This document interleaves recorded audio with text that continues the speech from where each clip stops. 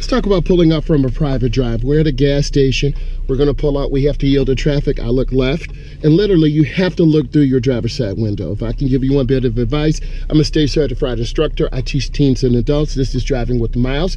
I've been doing driver's ed 21 years. So I do driver's ed tutorials also. So I'm looking left, I look right, and then I turn into the nearest lane. Always turn into the nearest lane, and then I'm accelerate up. As you can tell, the windshield wipers are still covered with snow, but it cleaned my window, so that's good. You want to set your defrost on, you want to get a little heat going, and I'm going to make a lane change to the left. How do you make a lane change to the left? It's mirror, turn signal, look over your shoulder for a blind spot, and then you get into the lane. The blind spot is the area in the front, back, left, and right side of the car where the mirrors don't show a vehicle. I'm gonna make a turn up here. I'm turning on my left turn signal. There's a line broken. This is where you're supposed to merge in. Mirror, turn signal, blind spot. I'm really easy on the brakes. You have to be real gentle. There are timers that are in the ground, they're sensors. They sense the weight of a car, and then they will go into a cycle. Some lights are 30 seconds, 40 seconds, 50 seconds, a minute and a half, it varies. So I'm just here looking, checking traffic. You can see me looking. You always have to look around. Don't assume people are awake. It's 8 in the morning. It's on a Sunday. People are not paying attention. This is a protected left-hand turn. Red means stop, and we're just waiting. You can see the light blinking yellow. They have their turn, turning left across me, so we're just here waiting. You will get marked down. This car is past the stop line, so that will be a deduction.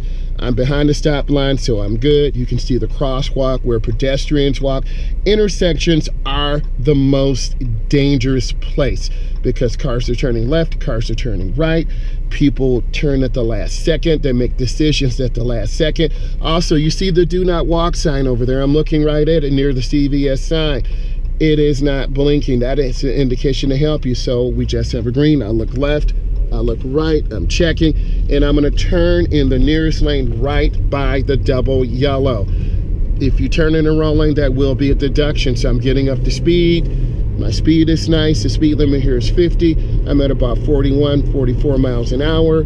That's cruising. If you go over the speed limit on your road test, you possibly could get a warning, or they could terminate the test. So you don't want to be in that situation. Control your own destiny. Why would you do that? Be smooth, be gentle. I'm leading by example. I'm just taking my time. You can see me scanning the intersection ahead. I'm being patient. Excuse me, I'm being patient. I'm just looking around. You can't see me checking my rear view mirror, but every 12 to 15 seconds, you should be checking your mirror.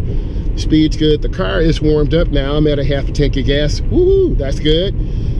So I'm gonna make a lane change into the center turn lane to go into Mickey D's up here.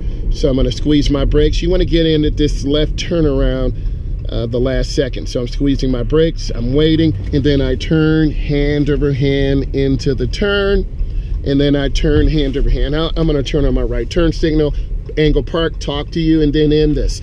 So here's my angle park spot. I lead by example. I straighten out my wheels. I'm covering my brake. A lot of beginning drivers do not cover the brake. Let's review.